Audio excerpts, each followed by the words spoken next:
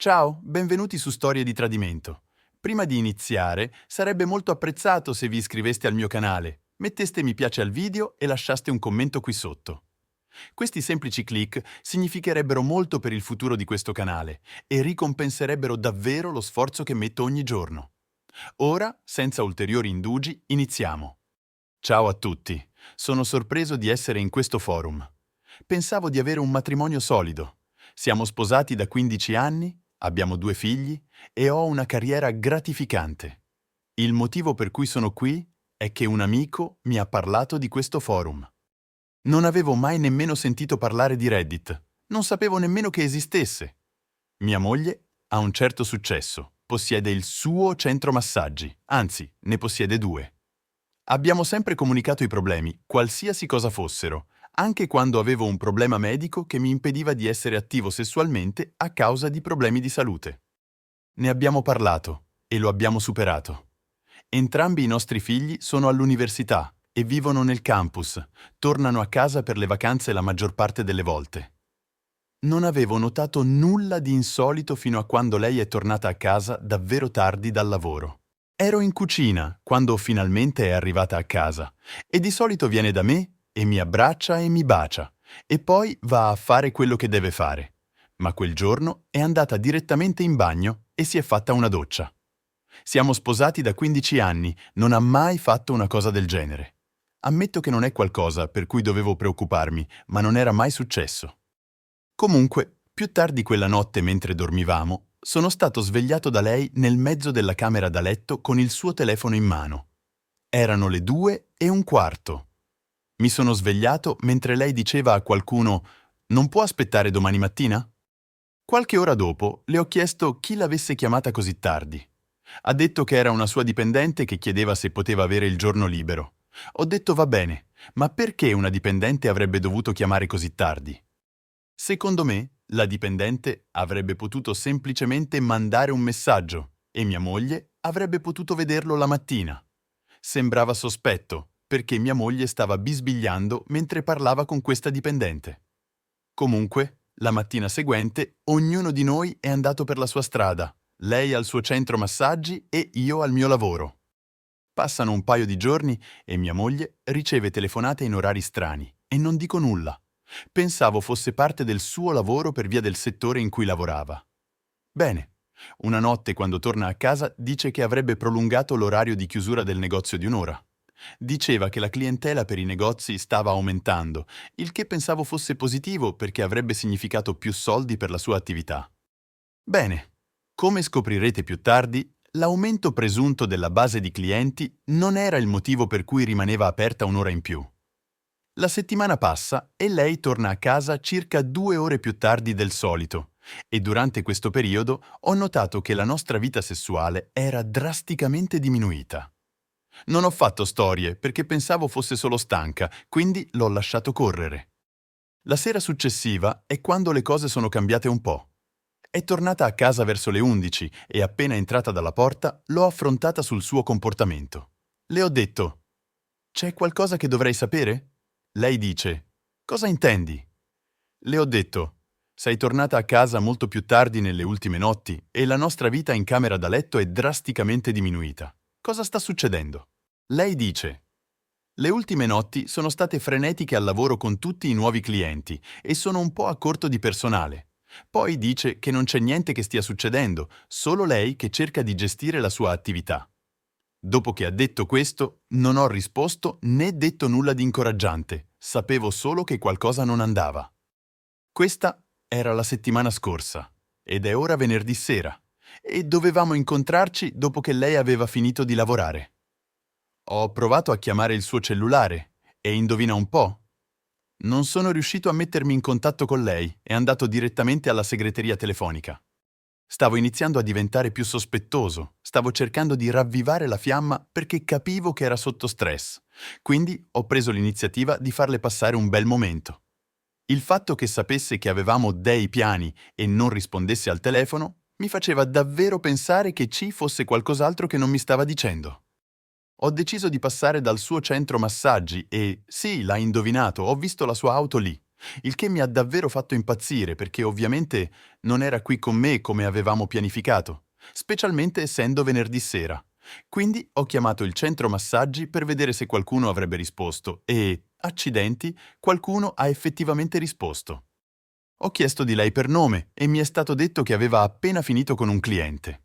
Quindi la prossima cosa che ho fatto è stata chiederle perché non mi avesse chiamato per farmi sapere che sarebbe stata in ritardo. La ragazza che ha risposto al telefono ha detto: «Mi dispiace, ma era molto impegnata e tanto impegnata da non poter chiamare». Ho messo insieme 2 più 2 immediatamente. Se era con un cliente nel suo centro massaggi dalle 20, quando dovevamo incontrarci, avrebbe dovuto uscire alle 18 per farcela in tempo, ma non è uscita fino alle 20. Il che mi dice che era con qualcuno per almeno un'ora e mezza dopo che ho chiamato il centro massaggi, che è circa quando avrebbe dovuto finire. Ho chiesto a questa ragazza che ha risposto al telefono se si chiamava Jennifer. La ragazza ha detto di sì. Le ho chiesto quanto tempo fosse rimasta al lavoro dopo che ho chiamato, che era alle 20, e lei ha detto fino alle 20:30. Non sono riuscito a mettermi in contatto con mia moglie dalle 18 alle 20:30. Sono più di 2 ore. Sto pensando che potesse essere intorno alle 6 o 7 di sera quando era con questo ragazzo. Potrebbe anche essere stato intorno alle 9 o 10 invece delle 20. Quindi sono andato nel panico e ho escogitato un piano per mettere sotto sorveglianza lei per le prossime settimane, se capite cosa intendo. Se questo sta succedendo, credetemi, non resterò in questo matrimonio. Sta succedendo molto più spesso ultimamente e lei sta iniziando a diventare davvero negligente. Penso che sappia che ho dei sospetti su di lei, quindi questa volta mi procurerò le prove di cui ho bisogno prima di affrontarla al riguardo. Quindi ho intenzione di trascorrere più tempo intorno ad entrambe le sedi per vedere se riesco a notare qualcosa di sospetto. Farò foto e cose del genere. Se pensa che io stia inventando tutto questo su di lei che mi tradisce, vediamo quanti clienti ha il centro massaggi. La notte finisce con me che torno a casa perché mi ha sostanzialmente dato buca, anche se avevamo pianificato di passare la serata insieme. Più tardi torna a casa e si scusa. Non ho nemmeno risposto. Poi dice: «Per favore, perdonami». Io semplicemente ho detto che avevamo dei piani e l'ho lasciata così. Dopo quello scambio ha cercato di avviare un'intimità ma non ne avevo voglia, quindi le ho detto che ero stanco e volevo andare a letto. Il giorno seguente mi sono alzato, sono andato al lavoro senza dirle nulla. Mi manda un messaggio e chiede: «Perché non le ho detto nulla quando sono partito per il lavoro?» Le ho semplicemente detto che dormiva profondamente e non volevo svegliarla. Non era la vera ragione, però. Penso che mi stia mentendo, ma stamattina sono partito per il lavoro. Ragazzi, prometto di tornare con un aggiornamento. Grazie a tutti. Questa storia si chiama Aggiornamento. Ciao a tutti, sono tornato con un aggiornamento alla mia storia originale. Se vi ricordate, mia moglie di 15 anni di cui sospettavo facesse qualcosa che non doveva fare nel suo centro massaggi. Come ho detto prima, avevo intenzione di fare un po' di sorveglianza per vedere se trovavo qualcosa o per vedere se mi stava tradendo nel suo luogo di lavoro. Ricordate che aveva prolungato gli orari in entrambe le sedi. Bene, oggi era quel giorno. Sono andato al lavoro presto e ho preso un pranzo. Ho calcolato il mio arrivo dopo il lavoro per essere lì allo stesso tempo del suo primo appuntamento. Mia moglie non sapeva che stavo uscendo prima dal lavoro. Mi ha detto che sarebbe stata impegnata per circa un'ora di seguito, quindi ho aspettato un po' più di mezz'ora prima che un signore si avvicinasse alla porta e la aprisse, ed è stato accolto da una delle sue dipendenti. Ma circa 30 minuti dopo, quel signore è uscito ed è andato via. Passano altri 20 minuti e arriva un altro ragazzo, ma questa volta questo ragazzo aveva con sé una dozzina di rose. Mi sono chiesto per chi potessero essere quando è entrato ed è stato accolto da una delle dipendenti alla reception. Ma sembrava che ci fosse un po' di chiacchiericcio. E poi mia moglie è uscita e questo ragazzo le ha dato le rose. Ora il mio cuore batteva forte. Pensavo, ma che diavolo, ma dovevo controllare le mie emozioni. Mentre lei metteva via le rose, ho visto che questo ragazzo spariva con mia moglie e circa un'ora dopo lui è uscito. Ora stavo pensando, perché le aveva dato delle rose? Pensavo forse fosse un gesto gentile per ringraziarla per un ottimo massaggio mentre usciva. Ora sono qui seduto a pensare a tutto. E se fosse il suo nuovo ragazzo? E se questo ragazzo fosse il proprietario dell'altra sede? Ma come può essere il proprietario dell'altra sede? L'ha venduta senza dirmelo? Ma per quanto ne so, anche l'altra sede è sua. Ma ancora, pensavo, cosa c'è di così sbagliato nell'accettare fiori? Tanti pensieri mi passavano per la mente. Cosa avrei fatto ora? Cosa avrei detto ai miei amici e colleghi? E della mia famiglia e della sua famiglia? Comunque avevo molto a cui pensare, quindi invece di lasciare che le mie emozioni prendessero il sopravvento, sono tornato a casa. Un po' più tardi mia moglie torna a casa e chiede come è andata la mia giornata. Ho detto che è stata fantastica, impegnativa, ma una buona giornata. Lei non sapeva che stavo osservando il luogo in cui lavorava oggi, quindi ho giocato insieme alle domande. Con mia sorpresa, quella notte siamo stati intimi e l'ha iniziata lei.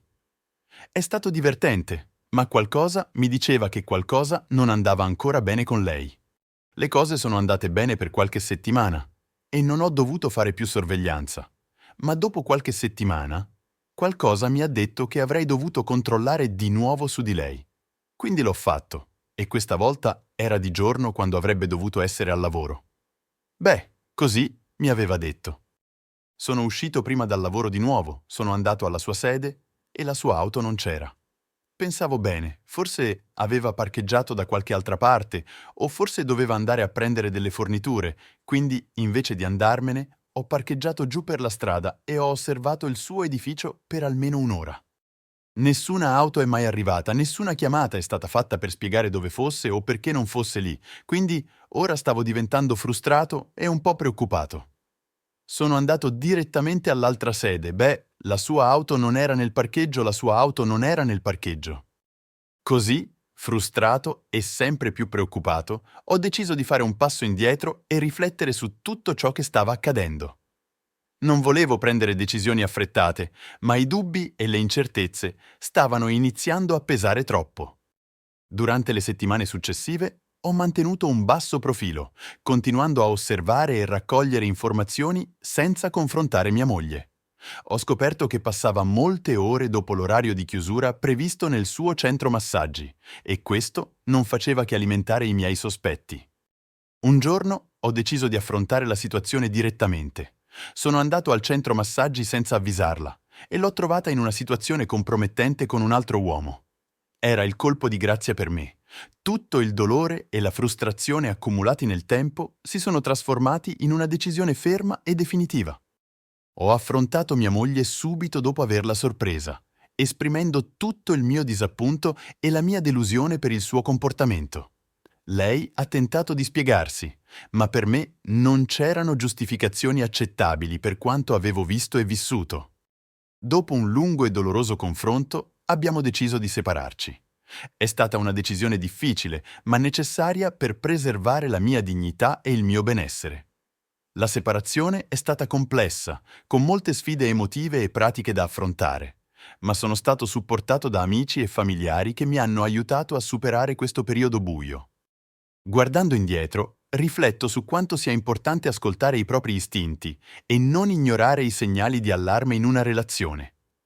Questa esperienza, sebbene dolorosa, mi ha insegnato il valore del rispetto di sé e della propria felicità. Grazie per aver seguito questa storia fino alla fine. Spero che il mio racconto possa essere di aiuto a chi si trova in una situazione simile e che possa ispirare altri a cercare la verità e a fare scelte coraggiose per la propria vita. Alla prossima!